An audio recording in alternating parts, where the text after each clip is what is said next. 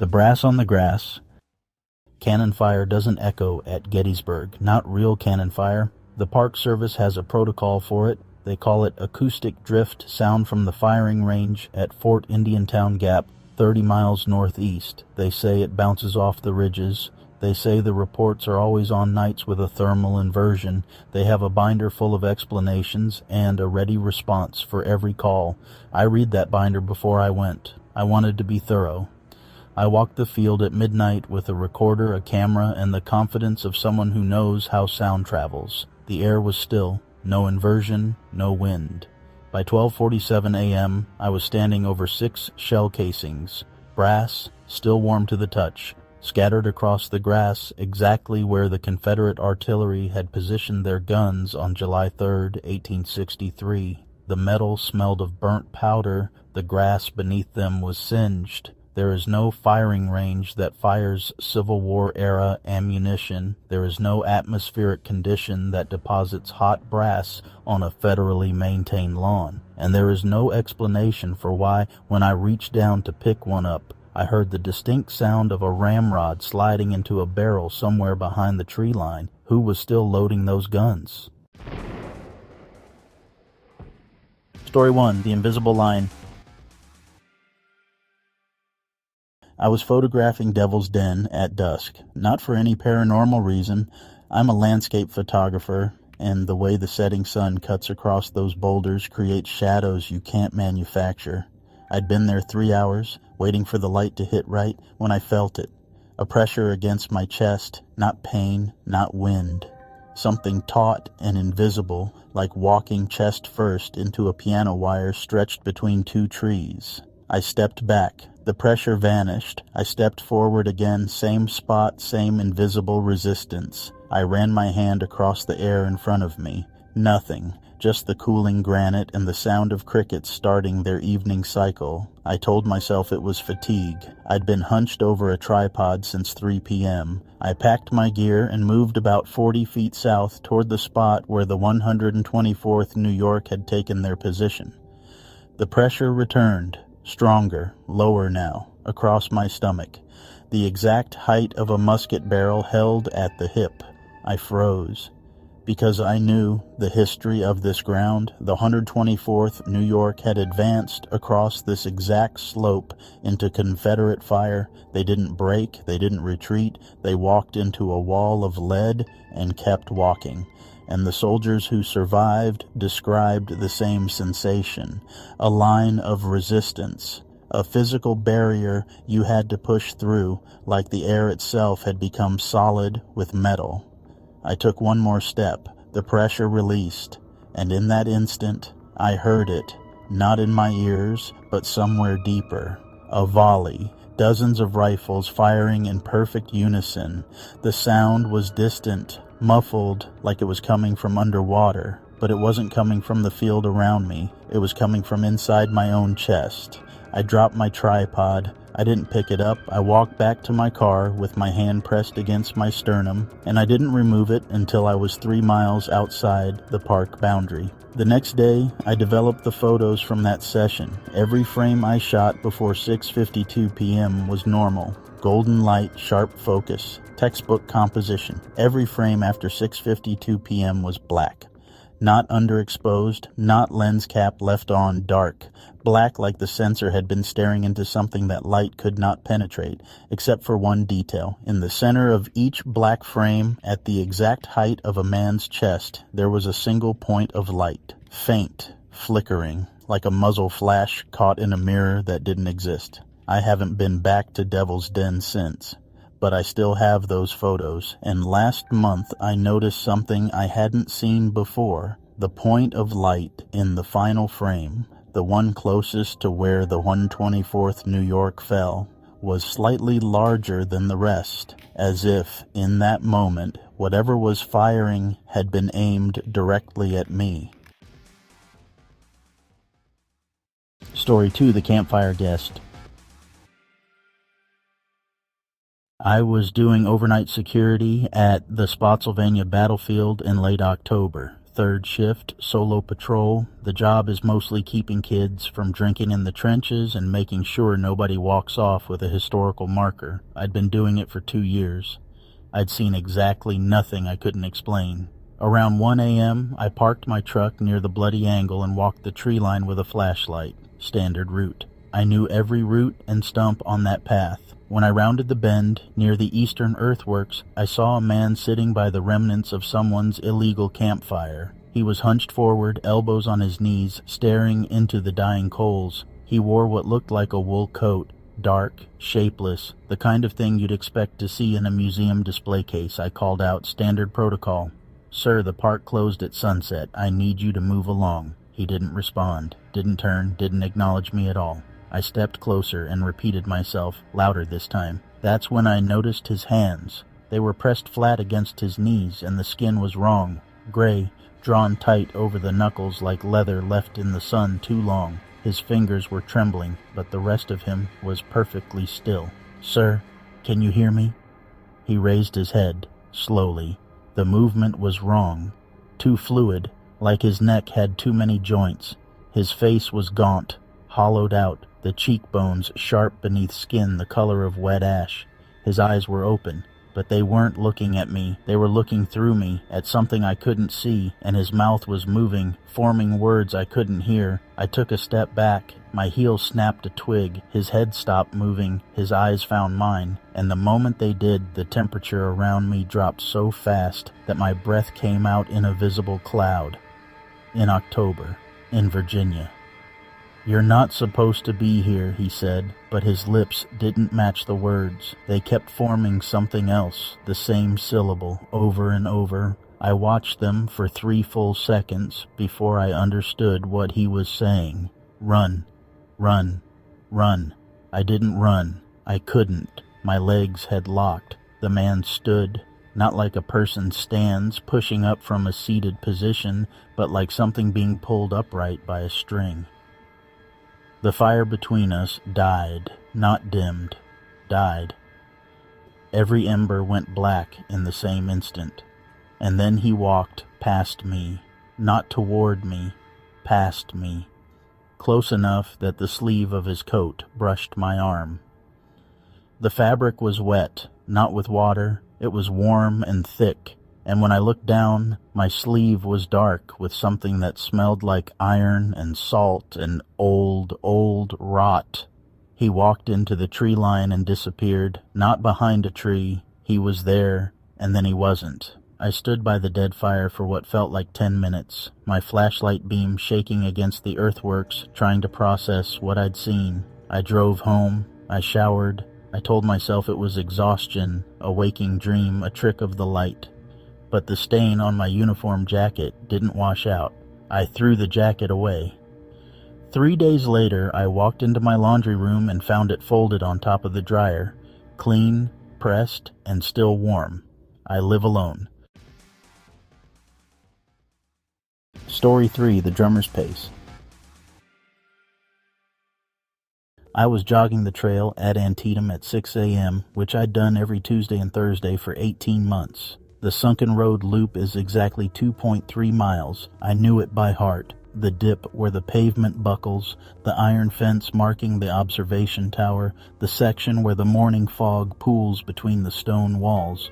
That morning, the fog was thick, knee-high, rolling slow across the grass like something breathing. I was at the halfway point near the tower when I heard it, a drum. A single snare somewhere ahead of me in the fog, not a recording, not a reenactor. The sound was too organic. The rattle of the snares, the slight variation in strike force. Someone was playing a field drum. I stopped running. The drum continued. 4 beats, a pause, then 4 more. A marching cadence. I called out, "Hello? Reenactments not until November." The drum stopped. The fog shifted, and then it started again. But different this time. Faster, not a march, a charge. The frantic, galloping rhythm that pushed men out of trenches and into rifle fire. And my heart was matching it, beat for beat. I felt it before I understood it. My pulse was accelerating, not from fear, not from exertion, but because something was setting the pace and my body was following. I pressed 2 fingers to my wrist. My heart rate was 140. I'd been jogging at a casual 8-minute mile pace. My heart should have been at 90, maybe 100. I checked again, 160, 170, the drum was getting faster, and my heart was keeping perfect time. I tried to slow my breathing, in through the nose, out through the mouth. My heart ignored me. The drum owned it now, 190. My chest was starting to hurt. The fog was thinning, and through it I could see the observation tower, but the drum wasn't coming from the tower. It was coming from the ground, from the low stone wall that lined the road, from the grass itself. 210. My vision was tunneling. I turned and ran the other way, back toward the parking lot, back toward my car, away from the sunken road, and whatever was still beating the charge from September 17th, 1862. The drum didn't get quieter. It stayed at the same volume, the same distance, like it was inside my skull. I made it to my car. The drum stopped the moment I turned the ignition. My heart rate dropped to 84 in under 30 seconds. I sat in the parking lot for 20 minutes, watching the fog burn off, telling myself it was a panic attack, a fluke, dehydration. The next Thursday, I drove to the park, but couldn't get out of the car. My hands were shaking. I haven't run that loop since. But I still hear it, not the drum itself, but the echo of it. The faint rattle of snares in the background of phone calls, in the silence between songs on the radio, in the dark when I'm trying to sleep. And sometimes when I'm lying still, my heart will suddenly spike to 180 for no reason at all. It stays there for exactly 60 seconds, the length of a charge at Antietam, and then it stops. My cardiologist says there's nothing wrong with me. She's wrong.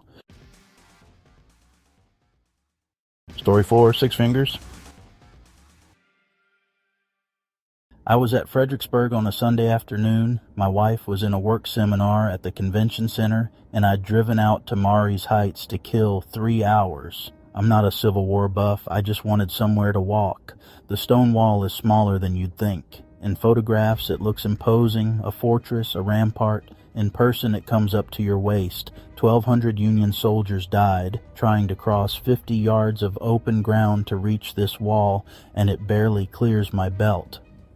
I was walking along the base of it, running my hand across the stones, when something closed around my ankle and pulled. Not pulled hard enough to knock me over, pulled hard enough to stop me dead. The grip was cold and tight and deliberate. 4 fingers and a thumb wrapped around the bone. I looked down, expecting to see a root or a branch I'd snagged. There was nothing there, but the pressure didn't release.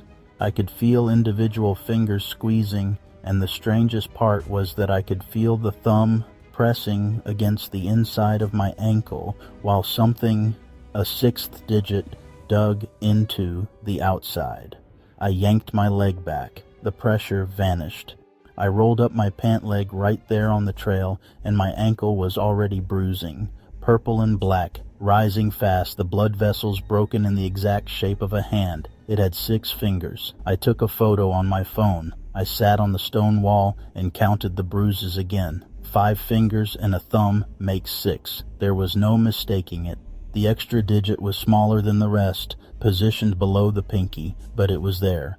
A full handprint and hematoma. I spent the next 3 days researching. It didn't take long to find him. Private Joseph Calder, 24th Georgia Infantry, born in 1841, with 6 fully formed fingers on each hand. His enlistment records noted it. His fellow soldiers called him Spider. He was shot 3 times in the chest during the assault on Marie's Heights and died with his hands pressed against the stone wall, trying to pull himself up to fire one more round. The bruise faded after a week. I didn't think about it again until the following month, when I woke up and found the same handprint on my calf. Same 6 fingers, same impossible grip. Faded after a week. Returned 2 weeks later on my knee, then my thigh, then my hip. It's been climbing for 8 months now. The grip gets tighter each time. The bruises take longer to fade. Last week I felt the pressure at my waist while I was in a meeting 40 miles from any battlefield, and I looked down at my own hands and realized I was gripping the armrest of my chair exactly the way Calder must have gripped that wall. Knuckles white, nails digging in, holding on to something that couldn't save him. I've started sleeping with my hands tucked under my body. I don't know why, it just feels safer that way. Story 5, The Hornet's Nest. I drove to Shiloh on a Wednesday in March. Off-season, midweek. I had the park almost to myself. I'd been reading about the battle for months. The Hornet's Nest was what drew me. 600 Confederates died trying to take that position in a single afternoon. The field was so thick with bullets, they said, that you could have walked across it without touching the ground. I parked at the trailhead and walked the loop alone. The trees were bare, the grass was winter brown. There was a stillness to the place that felt heavier than silence. The kind of quiet that presses against your eardrums. I'd been walking for about 20 minutes when I heard someone crying. Not sobbing, not wailing, crying the way a child cries when they've been hurt and no one has come. A thin, exhausted, hiccuping sound coming from somewhere behind the tree line to my left. I stopped walking. The crying continued. I called out, "Hello, are you okay?" The crying hitched. Then it resumed, softer now, but closer. I pulled out my phone and opened the voice recorder. I don't know why. Instinct, maybe. Some part of my brain that knew this wasn't right and wanted proof. I held the phone up and walked toward the sound. The crying stayed ahead of me, always the same distance, always just behind the next tree. I tracked it for 10 minutes, pushing through underbrush until I came out on the other side of the loop near the cemetery. The crying stopped. I looked at my phone. The recording was still running. 17 minutes captured. I hit stop and played it back. The sound of my footsteps, the sound of my voice calling out, the rustle of branches I'd pushed through, and underneath it all, faint but unmistakable, a voice I didn't recognize. He won't stop looking at me. The words were wet, labored, spoken through blood. The recording captured exactly what I had heard and one thing I hadn't. A second voice, closer to the phone, quieter than the first. I know. Just hold on." That was the moment I realized the crying had been two people. The wounded man and the friend who was trying to keep him alive. I'd been following a conversation. A deathbed conversation. From 1862. I got in my car. I drove 4 hours home. I tried to sleep. At 3:17 a.m., my phone turned on by itself, screen glowing on the nightstand, and the recording started playing, not from the beginning, from the end, from a section I hadn't listened to yet. A third voice, close to the phone, so close I could hear the breath behind the words. "Thank you for finding us. We've been waiting so long for someone to hear." I deleted the recording. I deleted it from my recently deleted folder. I factory reset my phone. The next night, my wife shook me awake at 4 a.m. She was pale. She said I'd been talking in my sleep for over an hour. Not words, she said, just crying. The thin, exhausted, hiccuping sound of someone who's been hurt and was waiting for help that never came. She asked me who I'd been calling for. I told her I didn't know. I lied. I know exactly whose voice I was making. Story 6, The Long Exposure. I'm a night photographer, landscapes mostly, abandoned places. I'd been wanting to shoot Gettysburg after dark for years. The battlefield, not the town, no monuments, no visitor centers, just the fields where things happened. I got my permit in October, new moon, perfect conditions. I set up near the angle, the spot where Pickett's charge broke against the Union line, and 3,000 men fell in under an hour. Long exposure photography is mostly waiting. You open the shutter for minutes at a time, collecting light that your eyes can't gather. Things appear in the final image that you never saw while standing there. My first exposure was 5 minutes. When the image rendered on my screen, I saw them immediately. Streaks of pale green light, dozens of them moving across the field in parallel lines. They started at the tree line and converged on the stone wall directly in front of my tripod. I thought it was a lens flare, a reflection from a distant car. I changed my angle, pointed the camera north instead of west, and shot another 5-minute exposure. Same streaks, same direction, same convergence point, but this time they were closer. I moved my tripod a third time, to the base of the angle itself. 5 more minutes. The streaks had advanced again. They were now maybe 40 yards from my position, and I could see detail in them that I hadn't noticed before. They weren't uniform. Some were taller than others. Some were bent forward. They moved at different speeds, but they all moved in the same direction. Toward the wall. Toward me. I packed up and went home. I told myself it was a sensor issue, a processing artifact. But I couldn't stop looking at the images. The light traces didn't behave like light. They behaved like men running, men falling, men getting back up and running again. The next night I drove back. I set up in the exact same spot as the final photo. When the 5-minute exposure rendered, the streaks had crossed the wall. They were 20 yards away. And in the center of the formation, slightly ahead of the others, one streak was brighter than the rest, almost white, almost solid, and I swear to God it had the outline of a man with his arm raised, carrying something that could have been a sword. I haven't been back, but I left the camera set up in my backyard last week, pointed at the woods. 5-minute exposure, new moon, there's a streak of pale green light at the tree line. 20 yards closer than it was at Gettysburg. It's facing the house. Story 7, The Final Glimpse. I collect Civil War artifacts. Not the valuable stuff. I'm not wealthy. Buttons, bullets, belt buckles, things you can find with a metal detector and patience. I've been doing it for 15 years, and I've never once felt anything I couldn't explain. Until the pocket watch. I found it at Antietam, in a field near the Dunker Church. 6 inches down, wrapped in what used to be a leather pouch. The watch was silver, badly tarnished, and when I brushed the dirt off the face, I saw the crystal was still intact. It had stopped at 9:47. I brought it home. I cleaned it. I didn't try to wind it. You never wind a 160-year-old watch. You ruin it that way. I just set it on my desk and considered it the best find of my life.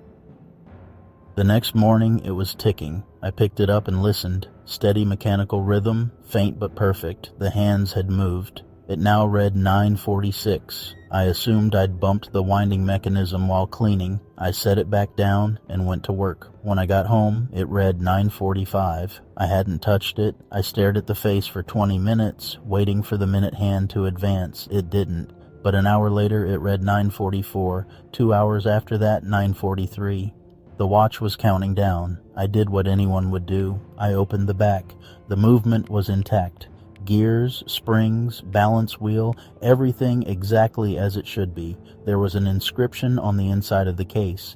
2 lines engraved by hand. To Henry, from Mother, September 16th, 1862. September 16th, 1862, the day before the Battle of Antietam.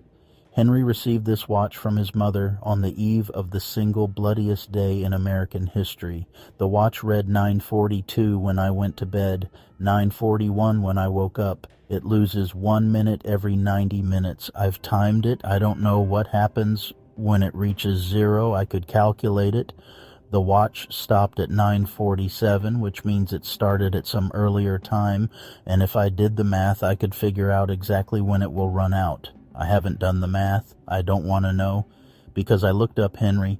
Private Henry Walsh, 15th Massachusetts Infantry. He was 19 years old. He was shot through the chest at approximately 9:30 in the morning on September 17th, 1862. He died slowly, bleeding out over the course of what witnesses described as the better part of an hour while his regiment was pinned down in the cornfield. The watch would have stopped between 9:30 and 10:30. It would have stopped with 12 hours of time left on the mainspring. It's been running backward for 6 weeks now. It reads 4:22 as I write this. 4 hours and 22 minutes until something happens. I could smash it. I could bury it. I could drive back to Antietam and put it exactly where I found it. I've considered all of those things. But here's what stops me every time.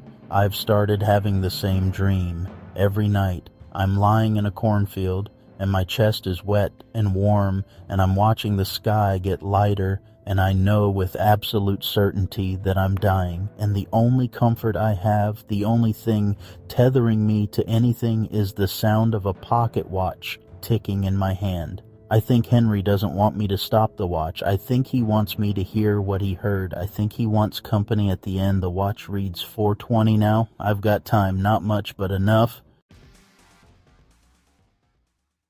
Story 8, The Unmarked Grave. I went back 3 months after that first night, July 3rd, the anniversary. I told myself it was research. I told myself I needed closure. Neither was true. I went back because I couldn't stop thinking about the sound of that ramrod sliding into the barrel, and because every night since I'd left that field, I'd woken up at 12:47 a.m. without an alarm. Exactly 12:47, the time I found the brass. The park was closed. No tours on the anniversary. The rangers leave the field empty out of respect, or maybe out of something else. I parked a mile away and walked in through the tree line. I brought nothing this time. No recorder, no camera, no pretense of investigation. The grass where I'd found the casings was different. It had been 3 months, and the lawn should have been uniform. Park Service mowing doesn't discriminate, but the patch where the brass had lain was dead. Not dormant. Dead. A perfect rectangle, roughly 6 feet by 3, the exact dimensions of an artillery limber chest. The grass around it was green and healthy. Inside the rectangle, it was black and brittle, as if something had leached every nutrient from the soil. I knelt and touched it. The dead grass crumbled under my fingers, and the ground beneath it was warm. Not sun warm, not residual heat from the day warm, body warm. The temperature of living skin. I pressed my palm flat against the earth and felt a pulse, rhythmic, steady, about 60 beats per minute, a resting heart rate. I pulled my hand back. The pulse continued. I could feel it through my knees now, through the soles of my boots. The ground was breathing. I should have left. I should have run, but I needed to know what was buried there. I started digging with my hands. The soil was loose, recently turned, and it came away easily. 6 inches down, my fingers hit metal. Brass. Not a casing this time. A button. Union Army. Infantry. Another inch. Another button. Then a belt buckle. Then a piece of wool that should have rotted 160 years ago, but was intact. Still blue. Still smelling faintly of tobacco and sweat and something metallic that could only be blood. I was digging up a uniform. A uniform that was still being worn. The pulse was stronger now. I could hear it, a low, wet thrumming, like a heart the size of a cannonball beating somewhere beneath the earth.